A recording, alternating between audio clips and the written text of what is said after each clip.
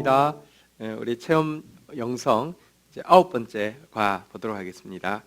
예수님이 어떤 분이신지, 예수님의 마음과 예수님의 삶, 또 예수님의 행동, 예수님에게 일어났던 그 일들을 통해서 예수님 닮아가는 것, 영성을 지금 배우고 있는데요. 이번 과에서는 예수님의 영성, 고난의 영성에 대해서 좀 살펴보려고 합니다. 많은 사람들이 아주 순진하게 예수를 믿으면 하나님의 도우심을 받아서 모든 고난이나 역경이 사라지고 삶 속에 평안과 행복이 자리 잡게 될 것이다, 이런 막연한 생각이 있습니다.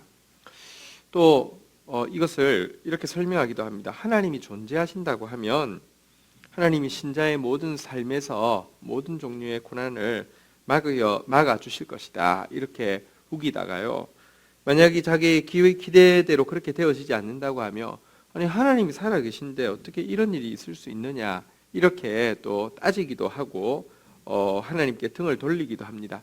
근데 이것은 전혀 성경적이지도 않고 현실적이지도 않은 이야기입니다.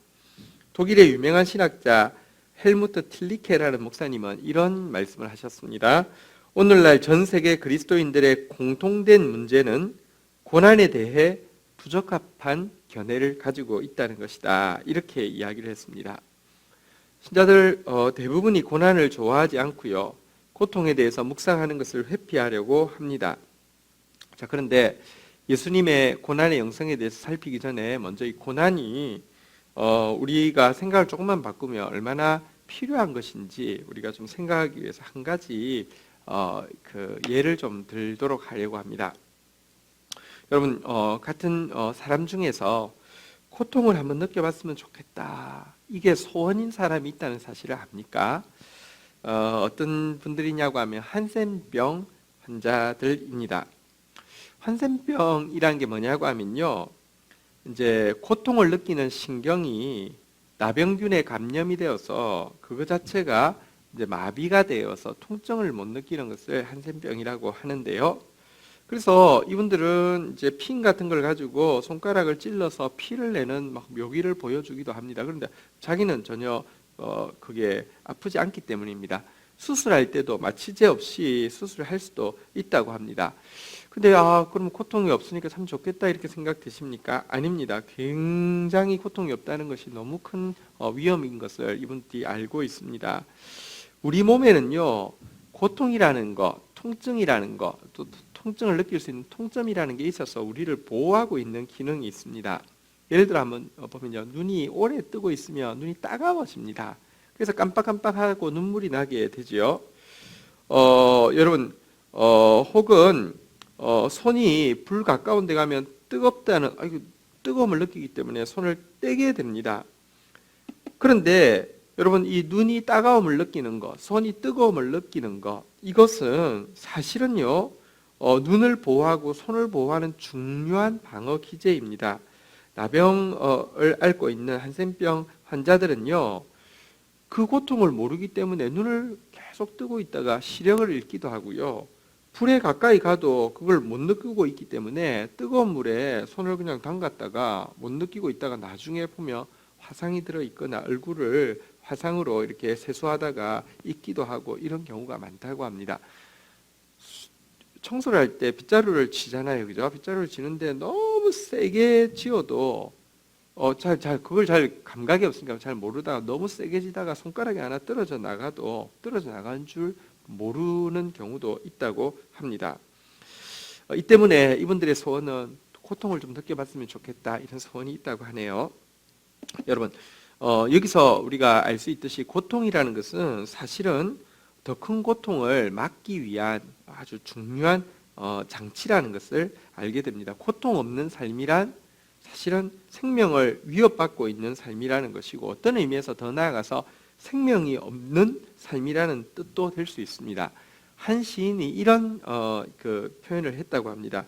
얼마나 행운인가, 올해도 모기에게 물릴 수 있다니. 한번 생각해 보십시오. 모기한테 물린다는 것은 살아있다는 증거잖아요, 그죠?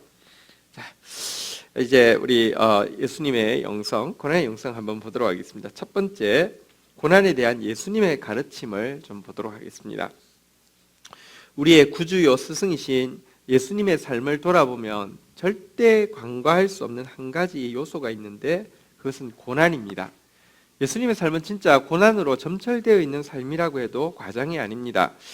이사야서 53장 3절 한번 보도록 하겠습니다.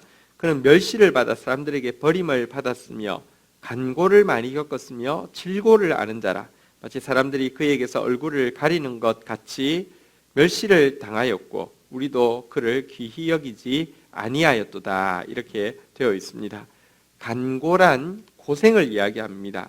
질고란 질병을 이야기합니다.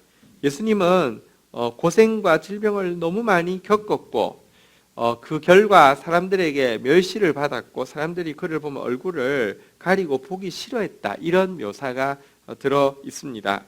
이사야서 53장의 내용인데요. 이것은 이사야서 53장의 별명이 고난받는 종으로서의 메시아인데요.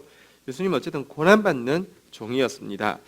자, 이렇게 고난이 많았던 예수님은 사실은 자신이 당연히 이런 고난을 당해야 한다고 제자들에게 또 가르치셨습니다.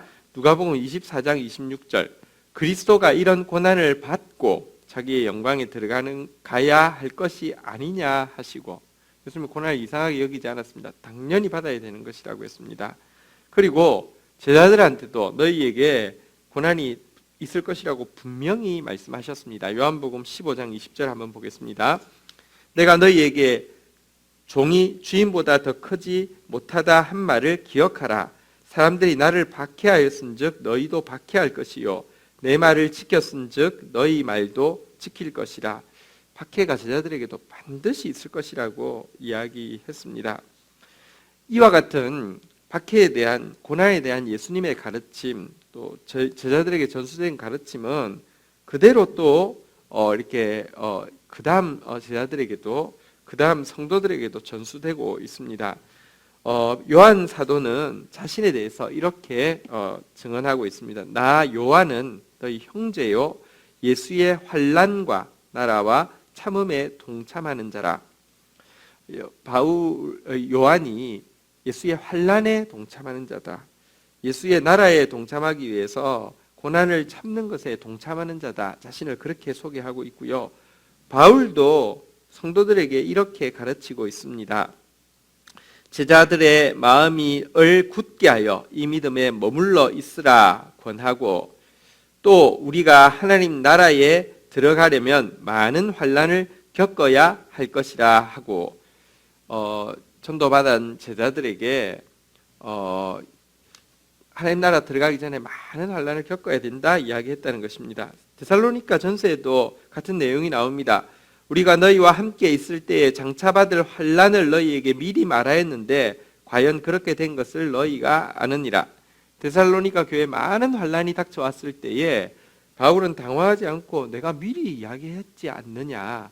너희들에게 앞으로 장차 환난이 있을 것이라고 이야기했는데 그게 그대로 된 것이다. 두려워하지 말라. 이렇게 이야기하고 있다는 것입니다. 베드로도 이렇게 가르치고 있습니다. 너희는 믿음을 굳건하게 하여 그를 대적하라. 이는 세상에서 있는 너희 형제들도 동일한 고난을 당하는 줄 알미라. 이렇게 이야기하면서 베드로 사도도 성도들에게 고난이 있고 사실은 모든 성도들에게는 동일한 고난이 있다. 이렇게 이야기하고 있습니다. 자, 먼저 우리가 이제 예수님의 고난에 대한 가르침은 보니까 고난이 없지 않고 신자의 삶에는 당연히 있고 마땅히 있고 분명히 있다고 이야기하는 것을 보았습니다.